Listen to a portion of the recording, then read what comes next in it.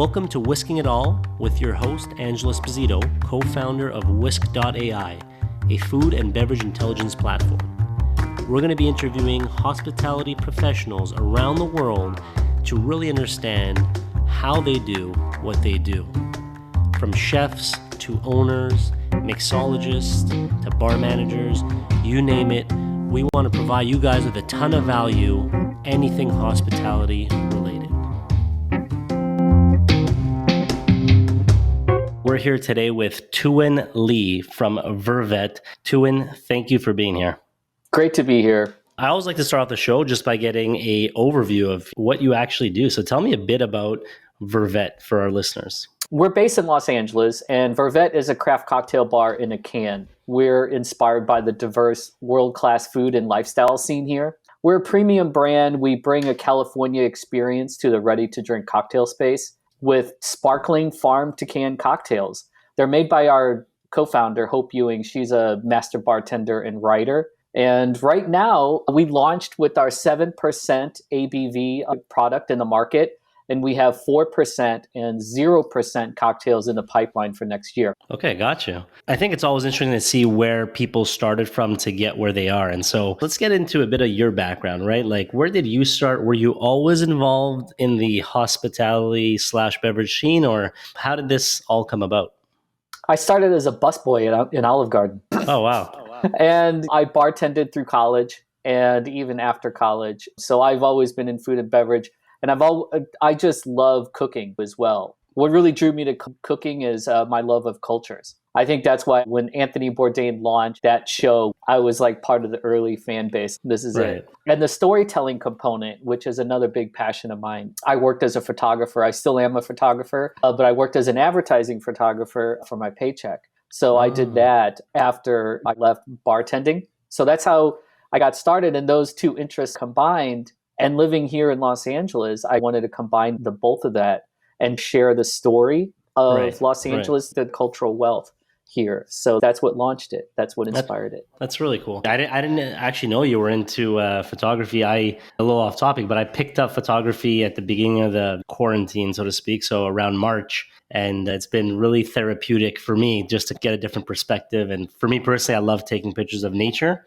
but I find there's something super soothing about photography. I know you were more into the advertising space. I'm sure it's a little different, but definitely a cool hobby to say the least. Absolutely. Yeah. And are you still doing it these days? Like with running a company, I'm sure it takes quite a bit of time. I have one client, that's Vervet. So it's our startup. I visually help tell the story of Vervet. But yeah, absolutely. Photography is a part of my DNA at this point. I love it. I still go by the definition of what photography is, like that Henri Cartier-Bresson always said, is to capture what is in your heart, mind, and eye on one plane. And I think that's just the best, simplest definition of photography. And that's why I love it. Wow. I love that. That's an awesome quote. And you know what? It's funny how we met because we got introduced by Sunil. And Sunil is the managing director of Techstars Toronto, which was the first Techstars program in Canada. And I was lucky enough to be part of it, or say my team with Whisk. But what's funny is he introduced us, and it's so cool to see this Techstars community, how international it is. Like, we're based in Toronto, you're based in LA. But I'd love to hear a bit about your experience in Techstars, right? Because you got into Techstars Korea, if I'm not mistaken. Yeah, that's right. And it was an incredible experience, for one. And what made it so great was my classmates. That made it really special. And I think what also made it special was, I don't know if I'm correct in this, but I think it was the only program in 2020 that was in person. That made it very unique to be able to have an in-person program. You can get so much out of the experience when that takes place. Yeah, that's very cool. Very cool. And I want to hear a bit about before Techstars. Techstars is pretty difficult and high caliber. For the most part, it's quite, quote unquote, prestigious to get in. And to get in, you need more than just a good idea. And so I'd love to hear, how did you come up with the actual idea behind Vervet, and how did that start? How did that wheel start turning, so to speak? And I think I shared with you my love for food and beverage. Yeah. Some of my closest friends are working in the industry, and Hope, my co-founder, who's my girlfriend, also was a veteran bartender here in LA.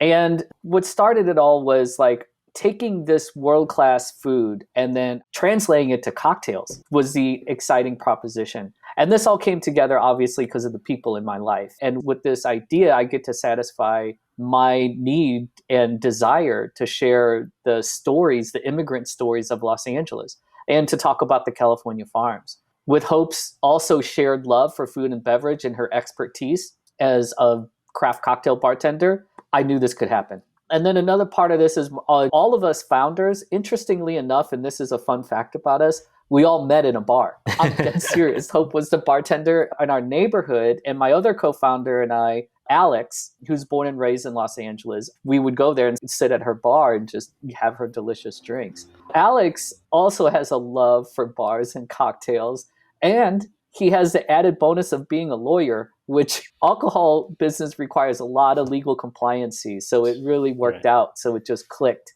And then we have another founder. Rob and I worked in advertising over the last 10 years. And I knew together with him, we could put together all the design needs, all the visual aspects of the company. That's amazing. It's amazing how like so many good things happen when in terms of meeting in a relaxed environment. Because I even remember when I went to a web summit a couple of years back, that's how I met this awesome person who ended up now being part of Whisk. But his name's Chris, also known as Gillionaire, who's part of Major Lazer. And so it was super cool. But what was funny was I realized that all the good connections happened after the actual event. So the event was great, don't get me wrong, but it was all these night events and bars where people have their guard down and you get to know people and make that human to human connection and just really make interesting connections, to say the least. So I really can relate to the whole bar thing. And funny enough, thinking back, even Whisk, if I think back of when we first started with the idea, the first pitch I did, I was in a bar and I ended up chatting with the owner about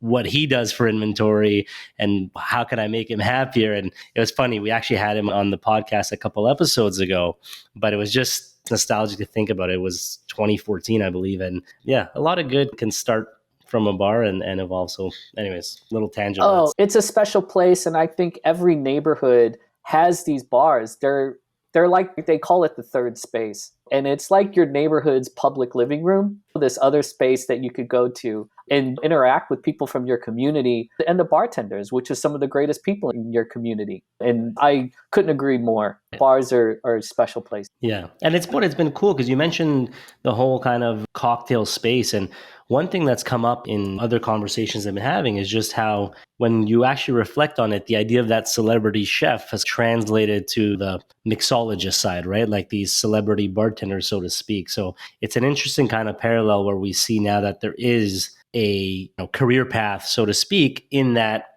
cocktail space that maybe didn't exist 10 years ago.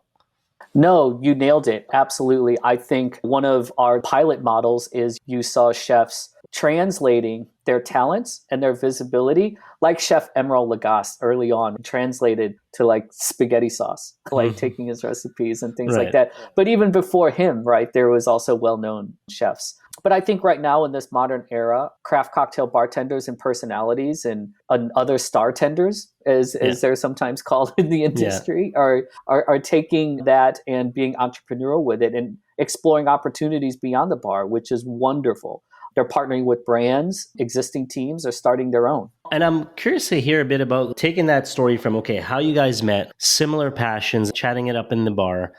How did that go from, like, where did the idea then start evolving into, let's do this, let's make this a company? Because it's one thing to chat and maybe be passionate, but where was that tipping point where it went from, this is cool, it's an idea, to like, hey guys, let's do this? I think a lot of it was I saw an entrepreneurial opportunity. And there's goals, I think, that we wanted to meet in our life. And we looked at our current model, what was happening, and the entrepreneurial route just seemed so attractive.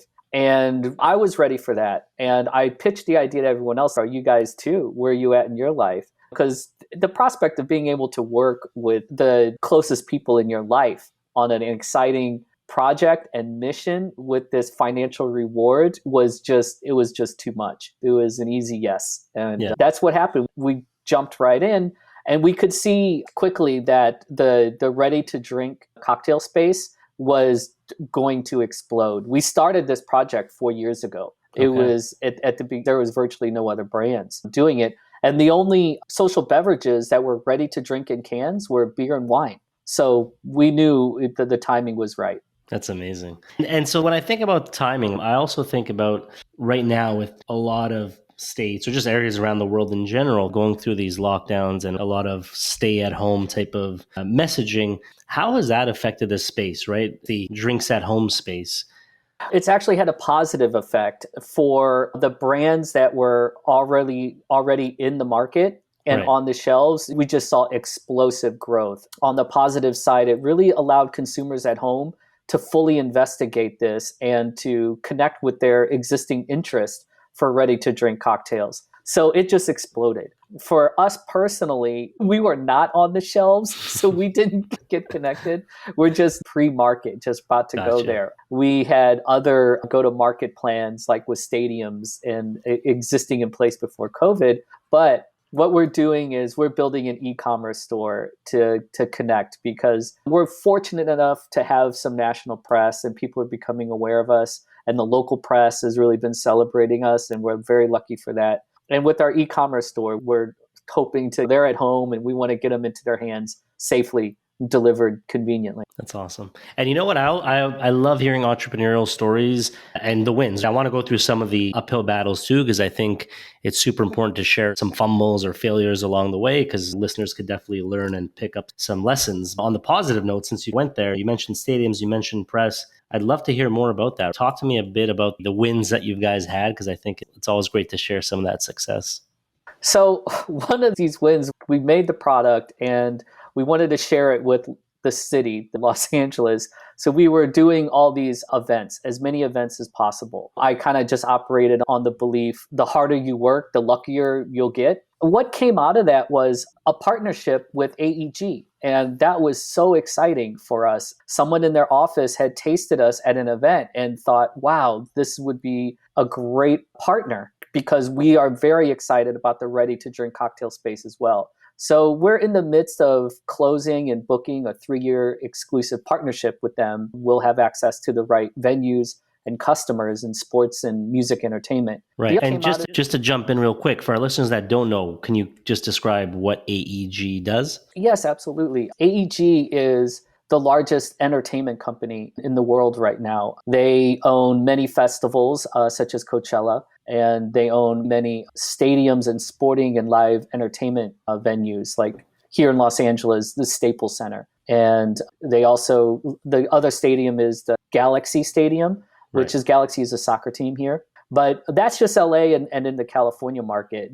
But they have global footprint. But in California here alone, there's just a large number of some of the top music festivals that they own as well. That's awesome. And then you also mentioned some press, right? So I believe you guys were covered in some pretty big news outlets, so to speak. So I don't know if you want to share some of those wins as well. I thought some of that was pretty cool that I saw on your website. Yeah, man. Yeah, just recently, the Washington Post chose us as one of the canned cocktails to look for, because there's so many right now, just to be included on a short list. We were very happy about that. Forbes did the same, included us like, this is the modern CPGs to look for right now. And we've had great local press too as well, that ranges like from Eater LA. We were just mentioned there.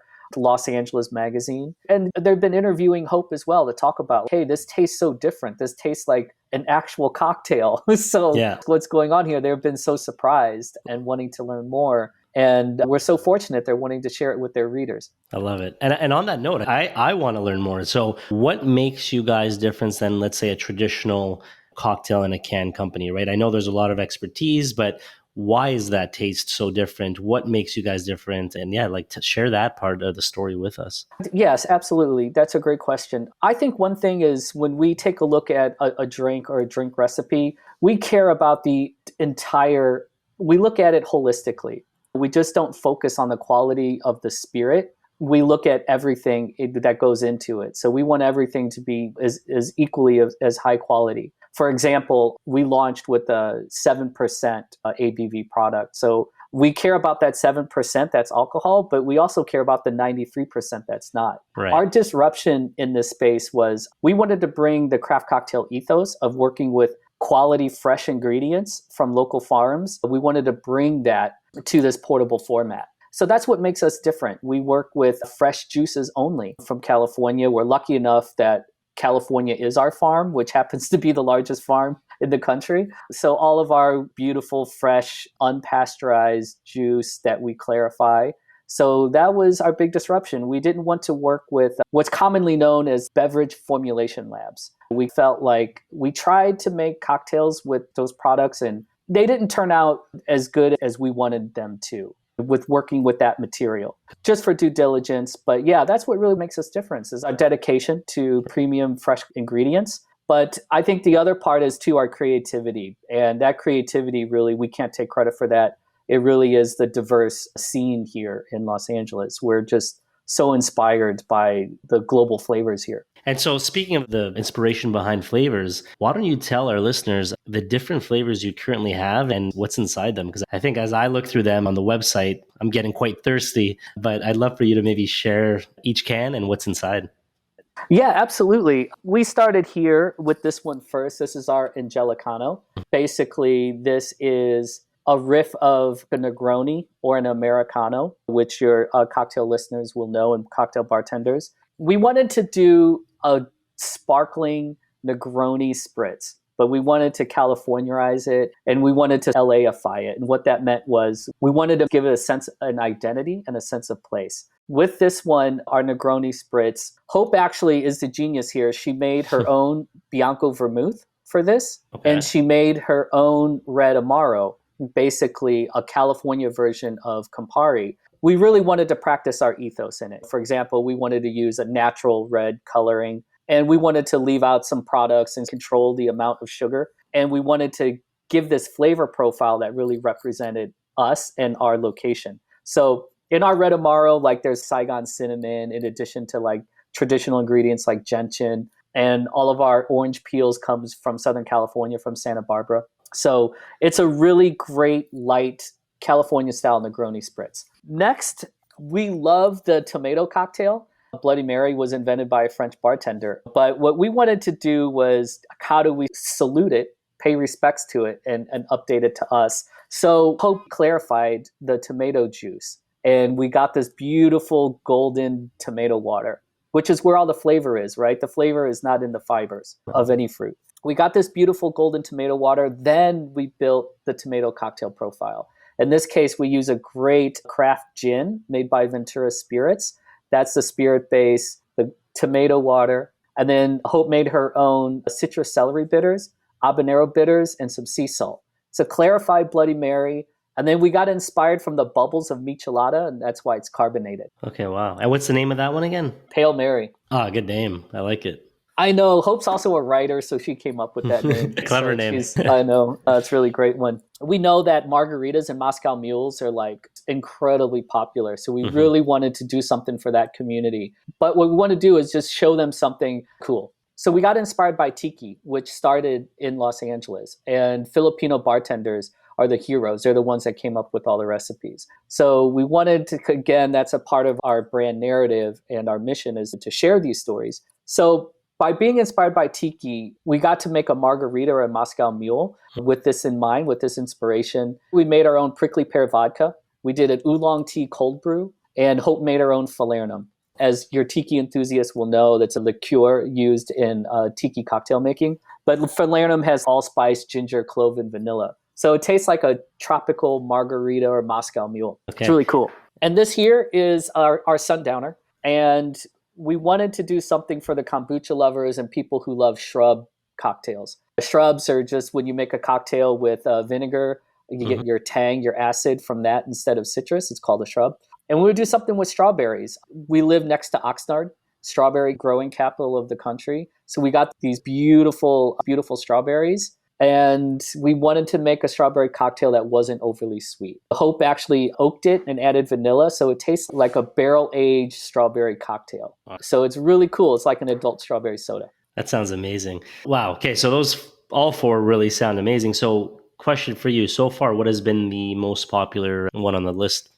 Boy, that's a tough one. Tiki Tea is always going to, every time we take it to an event, Tiki Tea does great. But that's expected. We assume that would happen. And I would say, gosh, Sundowner and Angelicano, people really love those. I think that Pale Mary has the most devoted followers. The Pale Mary followers are just very passionate about it. They might not be the largest right now, but they're very passionate. They're That's just like, amazing. we've never had a Bloody Mary like this. This is finally like a modern update to the Bloody Mary that we've been waiting for. They're savory cocktail lovers, and they're like, I don't like sweet cocktails. And yeah, we've been surprised by each one, but I would say Tiki Tea is expectedly kind of the one that really is a crowd pleaser. Gotcha.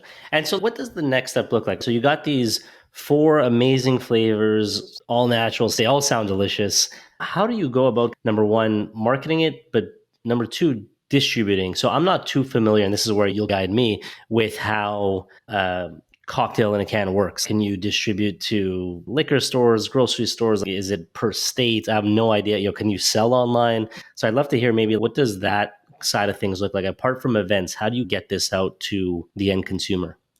That's a great question. One way is through our e-commerce store and delivery partners such as Drizzly, which is an alcohol delivery tech platform. So we're working with both, but we're still growing with independent chain retailers just Okay. to make sure our product is on shelves.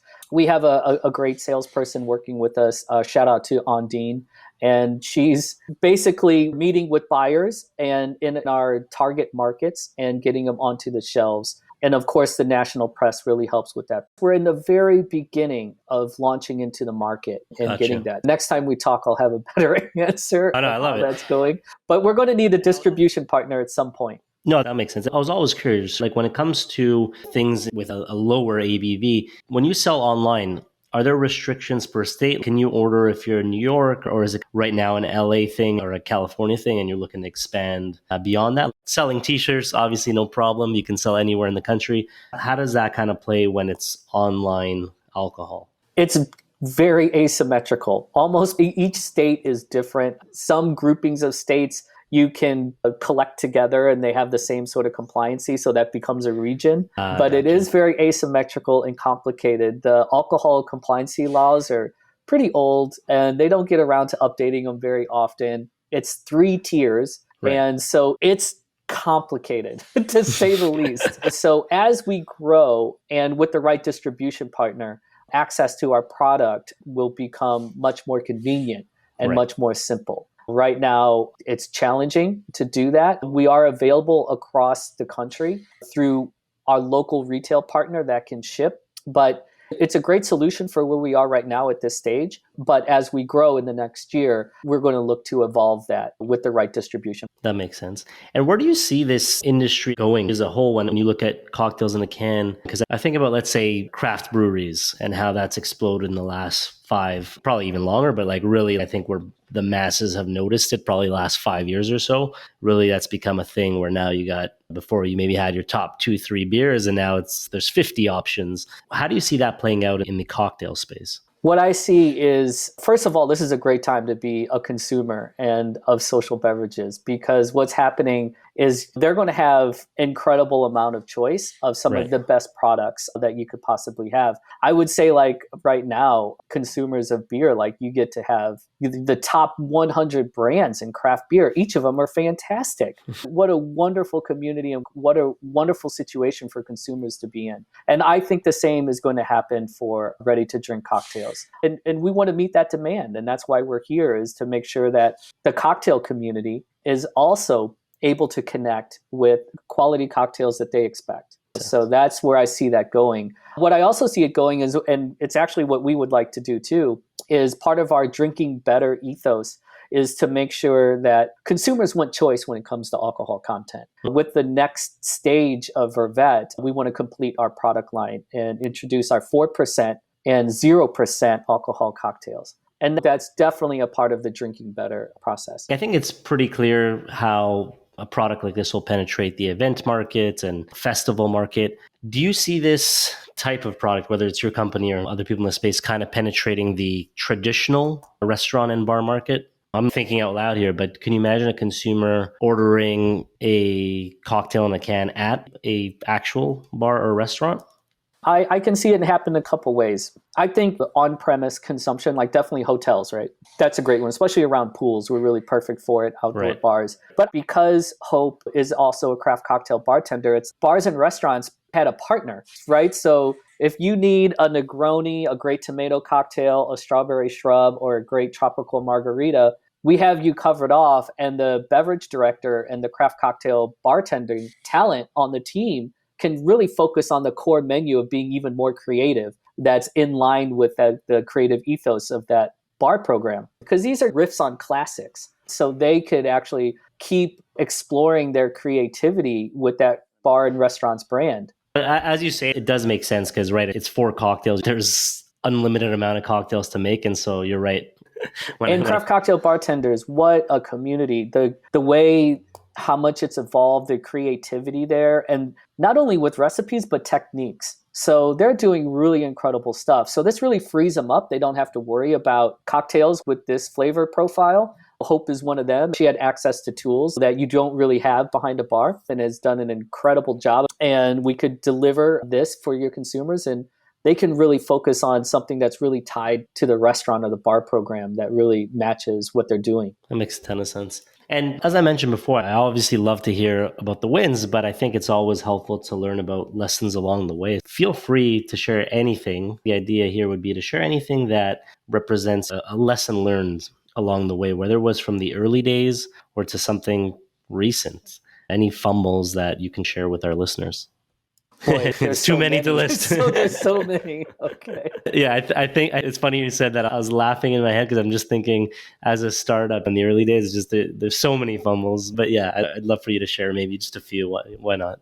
Okay, so we're basically 3 creatives and attorney, right? And so that's the founding team. One thing none of us have ever done is package cocktails in aluminum cans before. Like when I worked at bar, I packaged the cocktail in glassware, and so did Hope, right? Didn't think nothing of it. So when we ran Pale Mary for the first time, which is our clarified Bloody Mary, it has sea salt in the recipe. So when you're packaging, we have a rinse off after it gets filled. It goes through a counter pressure filler.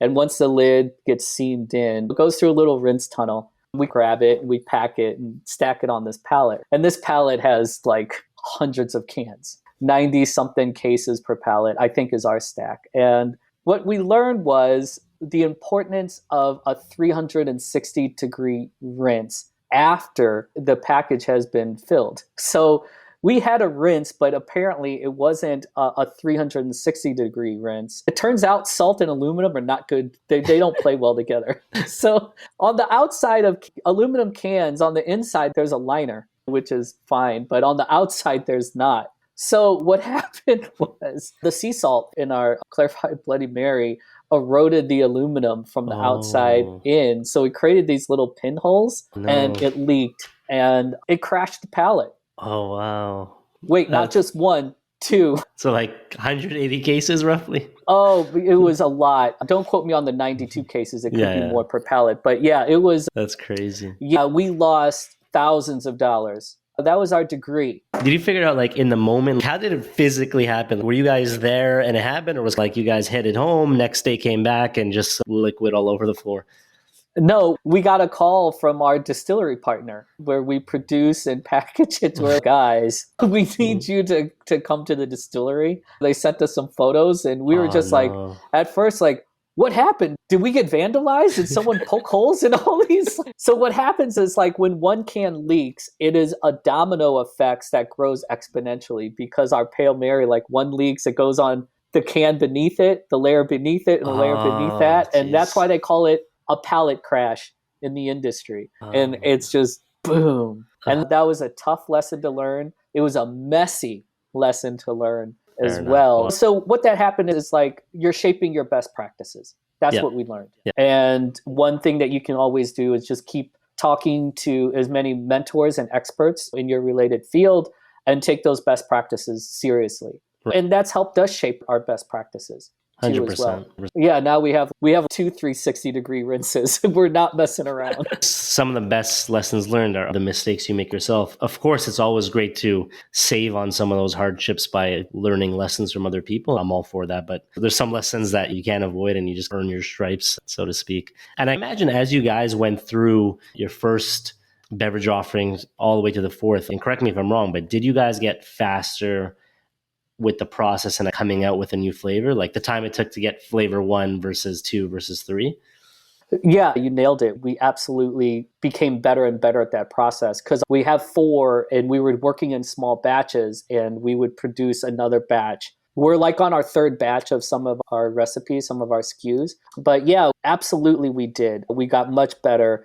It is really a concert of a few different departments working at once. There's a compliancy part because if we make a change to the label or if we adjust the recipe a little bit, we have to provide the right lead time with the US government agencies because it reports through them and they approve it before you can print a label. So there's a compliancy lead time. The ordering of like raw materials like aluminum cans or packaging material, I should say rather. And of course the raw material. So yes, we have the timing down and we're very good at this now, but it definitely took a few times at bat. I can imagine. I'd love to look back at this podcast one day and see how far you've come. So where do you see the future of Vervet in a year, 2 years, even 3 years from now? The future of Vervet is just having Vervet within arm's reach of everyone. We want people to be able to drink well, no matter what the alcohol level is, whenever they want, wherever they are. And that's what's exciting for us. And to see all these different groups of people come together because we celebrate so many cultures at once, Italian and French and Vietnamese, Korean, and for them to see themselves in what we're doing, I think it adds just so much value to social gatherings. And that's really the dream, is sharing this cultural celebration, one can, one cheers at a time, all over the world, wherever social gatherings are happening. Love it. And we love to end off the episode with a segment called Last Day on Earth. Really simple. I have a feeling I know what's going to be your last drink on Earth, but if it would be your last meal and your last drink, just what would be your go-to meal and go-to drink? Oh my gosh. Despite how many times I've thought about this question, as soon as you're asked, it's just so tough to make a choice. Tough. I'm Vietnamese and Korean, but I grew up with my mom. So my last meal is perhaps my mom's bánh xèo. And for your Vietnamese listeners out there, people are familiar with Vietnamese food. It's often described as the Vietnamese crepe. It's incredible. That'd probably be my last meal. I'd be pretty happy with that. For my last drink, it would be a flight of Vervet. It would have to be. It would have to be. Yeah, absolutely. And I think that flight would actually be more like a 4-can shotgun. That's amazing. That's amazing. Honestly, I don't blame you. That sounds pretty good to be able to be drinking something that you've built from the ground up with an awesome team. And that's one way to celebrate life. So last day drinking Vervet sounds pretty awesome. Yeah, absolutely it does. It's amazing. Tuan, I want to thank you for taking the time to chat today. And honestly, it's really cool to connect not only with another Techstars company, but a Techstars company that's really in the beverage space. I think that's awesome. I love what you're doing. I love what your team's doing. We'll definitely have you back on the show in the near future to see your progress and how far you've come. I've enjoyed my time with you so much. And yes, of course, I'd love to come back. Awesome. Have a good rest of the day and we'll be in touch. All right. Thank you. Take care.